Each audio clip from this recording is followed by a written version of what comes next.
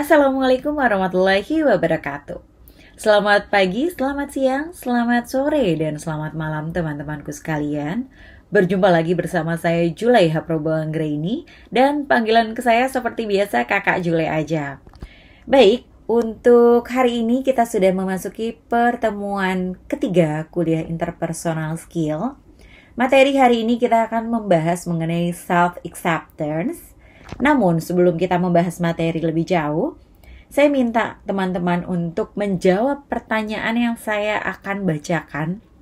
Silakan jawab melalui e-learning yang tersedia, dan juga saya minta teman-teman untuk menyiapkan jawabannya ketika nanti ada sesi secara langsung dengan saya, entah itu melalui online Zoom atau melalui offline pada saat kita melakukan tatap muka di kampus. Ini dia pertanyaannya. Silakan dijawab yang pertama.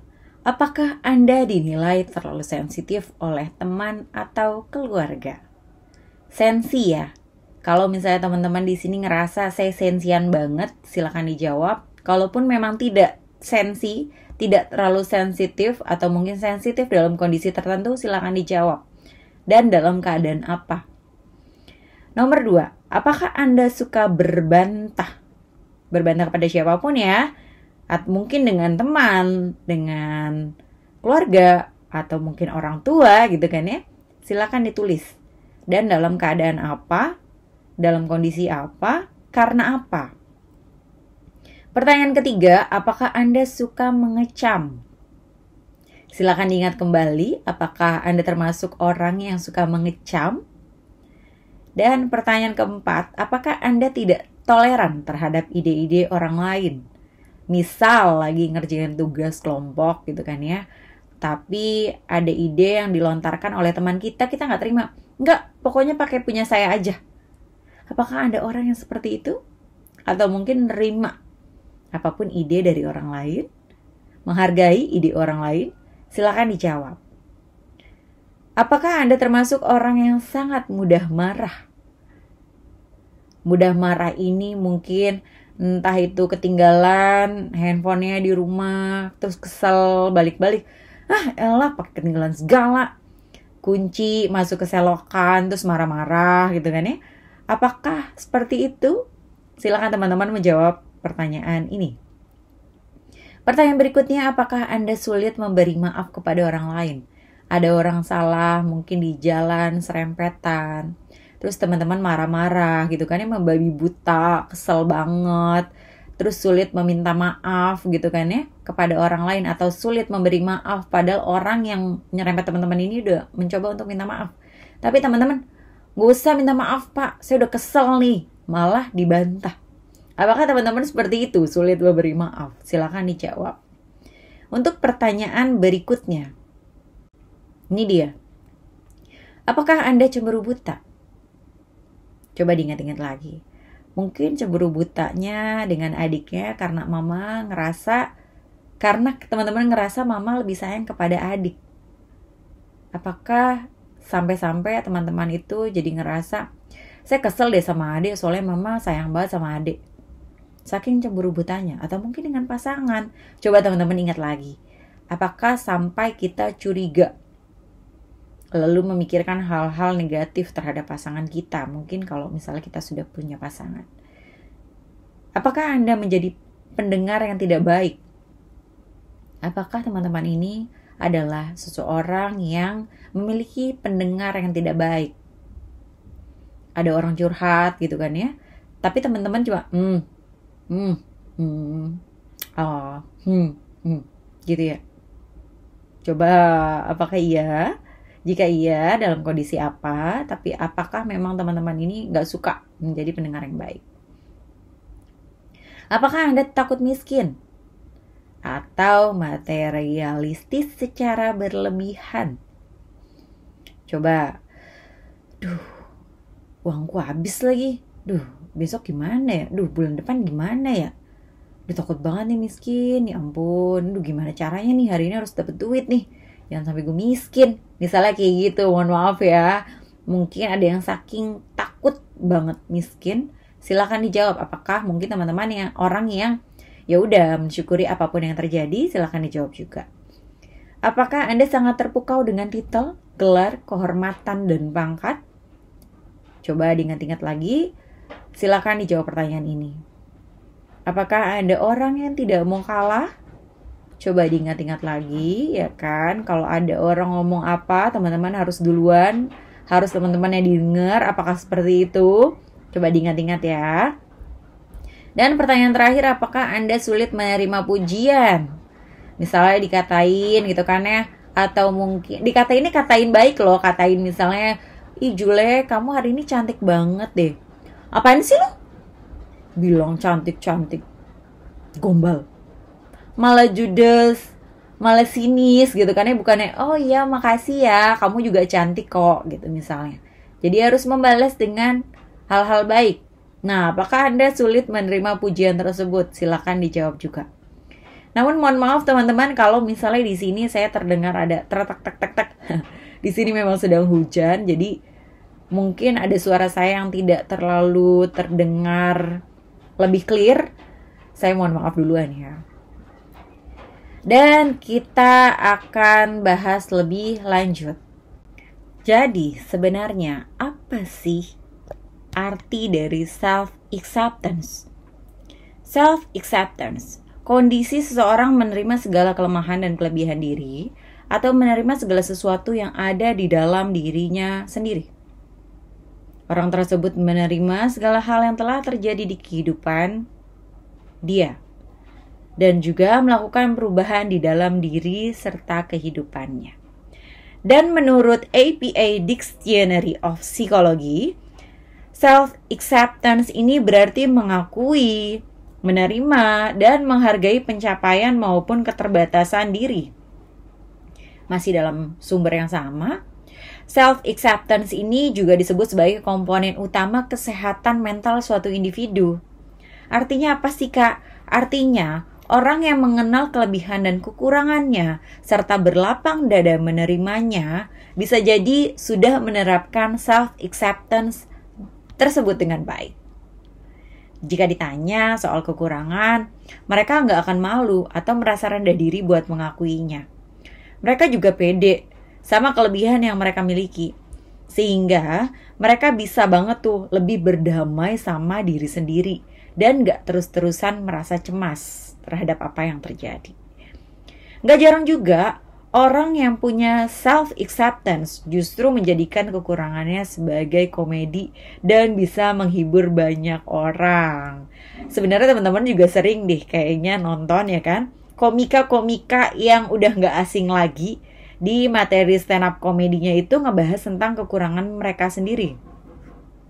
Dari situ terlihat sebenarnya bahwa self-acceptance ini kita itu bisa paham kalau sebenarnya kekurangan itu nggak selalu buruk. Bukannya nggak mungkin bagi seseorang untuk menyiasati kekurangan tersebut menjadi sebuah kelebihan. Sebenarnya apa sih yang membuat kita sulit untuk menerima diri kita, teman-teman? Coba, di saat apa kita itu merasa, kayaknya saya nggak nerima deh diri saya kayak gini. Itu karena apa sih? Karena realita yang terjadi itu tidak sesuai dengan ekspektasi. Atau biasanya ekspektasi kita terlalu tinggi. Nih ya, seringkali apa yang diharapkan ini terhadap diri kita berbeda dengan kenyataan. Maka di situ akan timbul kekecewaan, yang mana hal ini mempersulit untuk berpikir dan melihat masalah secara jernih. Maka kalau misalnya kita terlalu tinggi harapannya, maka secara otomatis tingkat penerimaan diri kita menjadi semakin rendah, teman-teman. Dan kita akan bahas lebih lanjut mengenai budaya keluarga, di mana lingkungan yang pertama kali anak kecil ketahui adalah keluarga. Di dalam keluarga diajarkan banyak hal pastinya ya, mulai dari value, prinsip, dan lain-lain. Terkadang apa yang diajarkan di keluarga kita ini berbeda dengan apa yang dilihat di luaran sana. Dan seringkali hal ini menyebabkan kebingungan yang semakin lama akan menjadi suatu kemarahan. Karena sebenarnya kita sudah semua tahu ya teman-teman ya, tiap-tiap keluarga itu memiliki budaya yang berbeda. Dan sehingga satu dengan yang lainnya, terutama dari lingkaran kita sendiri, pasti akan mencoba untuk membandingkan budaya dari satu keluarga, nggak hanya budayanya aja ya, biasanya satu keadaan dari keluarga tersebut juga kita bandingkan. Contohnya biasanya, enak ya mamanya dia nggak pernah marah, enak ya bapaknya dia selalu ngajak jalan-jalan ke luar negeri, enak ya kakaknya dia selalu kasih uang jajan berapapun yang dia mau. Nah, di sini nih teman-temanku sekalian, jika tidak ada informasi dan penjelasan yang jelas, maka akan menjadi sulit untuk menerima keadaan tersebut, untuk bisa menimbulkan penerimaan itu bisa terjadi. Jadi harus ada orang yang memberi informasi, harus ada orang yang menjadi peran, harus ada orang di sekitar kita, terutama keluarga, itu memberikan penjelasan lebih jauh. Kenapa keadaan keluarga mereka itu berbeda dengan kita? Misal ya, kita berikan pendekatan dan pengertian kepada adik kita bahwa kita tidak bisa seperti mereka karena memang keluarga kita sederhana. Jadi semaksimal mungkin kita harus berhemat. Dan jangan lupa ya, kita selalu meminta doa kepada adik kita. Dek, doain kakak ya. Semoga kakak bisa selalu berikan apapun kebutuhan kamu. Dan kita akan bahas mengenai pain. Pain ini akan dirasakan karena hal-hal yang pernah terjadi di kehidupan kita. Mungkin di sini teman-teman ada yang ngerasa nggak mau bertemu dengan sanak keluarga karena A, B, C, D, E, F, G. Nggak mau ketemu sama si A karena A, B, C, D, E, F, G. Hal ini mempengaruhi karena adanya pain tersebut, teman-teman. Dan dengan minimnya informasi yang dimiliki, maka akan timbul suatu kemarahan, dan dengan begitu, kita akan memiliki suatu pola pemikiran sendiri. Yang ada kita negatif terus, karena tadi, rasa sakit yang sudah kita miliki. Dan teman-teman, untuk tidak merasakan pain, kita itu harus menciptakan sesuatu pertahanan diri, defense mechanism, dan berusaha untuk mengubur dalam-dalam kejadian tersebut atau rasa tersebut. Teman-teman harus bisa melupakan apapun dendam kepada orang lain, salah kepada orang lain, atau orang lain salah kepada teman-teman. Rasa sakit dari siapapun itu harus dibuang. Karena apa? Itu berpengaruh terhadap kehidupan teman-teman sekalian. Sangat-sangat berpengaruh. Jadi ini harus dipraktekkan untuk membuang apapun hal negatif yang ada di hidup teman-teman sekalian. Dan teman-teman, seringkali kita itu lebih menggunakan hati kita, atau kita lebih menggunakan perasaan kita, apalagi yang di sini wanita ya, daripada pikiran kita. Begitupun sebaliknya. Sedangkan untuk menerima itu wajib banget diperlukan keseimbangan antara hati dan juga pikiran. Kalau teman-teman di sini mau menerima diri sendiri dengan baik, mau menerima apapun kekurangan dan kelebihan diri kita, teman-teman harus menyeimbangkan antara apa yang ada di hati teman-teman dengan apa yang teman-teman pikirkan, dan juga apa yang teman-teman ucapkan kepada orang lain.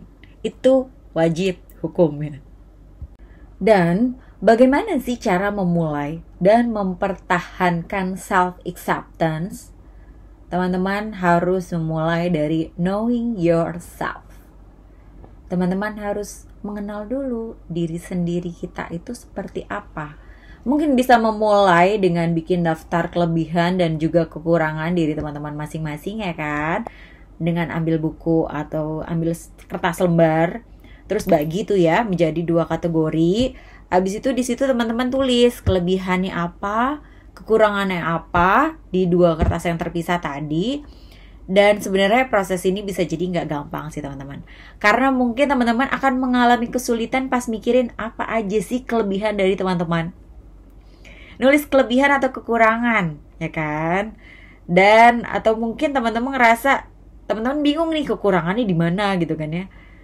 Pasti akan ada proses yang ngerasa, aduh apalagi ya. Tapi gak apa-apa, diusahakan aja, dibikin dulu daftar kelebihan dan kekurangannya. Nanti kalau udah selesai, coba direfleksikan. Mana yang lebih sulit teman-teman lakuin? Nulis kelebihan atau kekurangan? Apakah di sini teman-teman sulit untuk nulis kelebihan karena kepercayaan diri teman-teman itu kurang? Iya kan? Dicoba Nanti dicoba sendiri ya. Atau mungkin malah teman-teman ini lebih sulit untuk nulis kekurangan. Karena sebenarnya teman-teman itu cenderung denial. Coba ya, nanti akan dipraktekkan, silakan teman-teman untuk knowing yourself.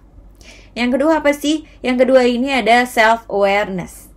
Menyadari diri sendiri. Teman-teman benar-benar ya harus menerima kekurangan diri masing-masing. Dengan teman-teman bisa menerima kekurangan diri teman-teman masing-masing, ini bisa dilakukan sebagai langkah awal untuk mengembangkan diri teman-teman sendiri. Memang ada beberapa kekurangan yang udah gak bisa diapa-apain lagi sih teman-teman. Misalnya contohnya mungkin mohon maaf kekurangan fisik, tapi ada juga yang bisa diperbaiki. Jika ada kaitannya sama skill misalnya, biasanya kan masih bisa diusahain ya dengan latihan, kursus, ataupun les, ataupun private dan lain-lain. Atau misalnya kalau teman-teman kurang pandai untuk public speaking, sedangkan tuntutan pekerjaan itu memaksa teman-teman itu untuk bisa ngomong public speaking gitu kan ya. Faktanya, sebenarnya kalau public speaking ini bisa banget dilatih sampai teman-teman benar-benar jago. Dan di sini teman-teman punya kesempatan untuk belajar agar bisa lebih berkembang lagi. Itu untuk self-awareness. Dan sebenarnya self-acceptance ini bisa juga bikin teman-teman tahu sebenarnya kelebihan teman-teman itu apa sih, gitu kan. Dari daftar tadi yang teman-teman udah buat yang ada 2 kategori, dan teman-teman di sini juga bisa melihat bahwa teman-teman itu nggak cuma berisi kekurangan aja. Bahkan teman-teman itu punya kelebihan loh. Misal, mungkin teman-teman di sini bagi yang wanita nggak terlalu bisa dandan, tapi teman-teman itu suka banget gitu kan ya kalau misalnya diajak cerita. Nah, teman-teman di sini harus gunain banget kelebihan itu secara efektif supaya teman-teman bisa survive dimanapun, di lingkungan manapun, di sekitar manapun. Dan untuk selanjutnya ini ada honesty. Jadi teman-teman, kita harus banget ya berpikir secara realistis. Setelah teman-teman menerima kelebihan, menerima kekurangan, terima juga bahwa manusia itu nggak bisa menjadi sempurna, teman-teman. Pasti ada minusnya. Dan pada akhirnya mungkin teman-teman masih ada kurangnya, walaupun teman-teman sudah berusaha semaksimal mungkin. Ingat aja teman-teman, kalau kelebihan dan kekurangan itu ada, seimbang supaya kita bisa terus belajar dan juga bertumbuh. Dan ingat juga untuk jangan membandingkan diri kita sama siapapun. Entah itu sama keluarga, sama teman, sama saudara, sama adik, kakak. Karena teman-teman, sama mereka itu nggak akan pernah sama. Karena kita dilahirkan di ibu yang beda. Kalaupun memang ibunya sama, pasti akan ada perbedaan di situ. Jadi pasti teman-teman harus ngerasa wajar banget kalau kelebihan dan kekurangannya ini nggak akan pernah sama. Jadi teman-teman jangan pernah lupa untuk realistis. Dan ini ya, self-acceptance dan wajib banget. Akuilah kekurangan dan kelebihan yang ada di dalam diri teman-teman sendiri, sehingga bisa mencintai dan menghargai diri seutuhnya. Dan teman-teman, cara termudah jika ada dialog negatif dari orang lain atau tiba-tiba muncul dalam diri kita, itu nggak perlu dilawan. Cukup bilang, terima kasih atas pikiran ini. Terima kasih atas kritikannya. Saya menerima diri saya apa adanya. Saya lebih memilih untuk cool, peace, and relax. Jadi benar-benar segala sesuatu apapun yang terjadi di dunia ini, di hidup teman-teman itu harus diubah menjadi hal yang positif. Mungkin kita ngerasa awalnya akan terasa aneh gitu kan ya. Akan ada resistensi. Dan jika muncul nantinya resistensi tersebut dan akan ada penolakan kembali, maka teman-teman harus mengucapkan di dalam hati kepada diri kita sendiri, terima kasih, saya menerima penolakan ini dan saya memilih untuk tenang. Jangan tergesa-gesa, jangan cepat emosi, jangan terburu-buru untuk melontarkan sesuatu hal yang negatif. Jadi apapun responnya kalau masih negatif, ulangi lagi pernyataan penerimaan diri tersebut. Tapi sebenarnya ini the choice is yours ya teman-teman. Apapun yang terjadi di hidup ini, saya tidak bisa memaintain teman-teman. Jadi balik lagi, realisasi dari mata kuliah interpersonal skill ini ke teman-teman sendiri. Tanya kepada diri teman-teman sendiri, mau berubah ke hal yang lebih baik atau tidak.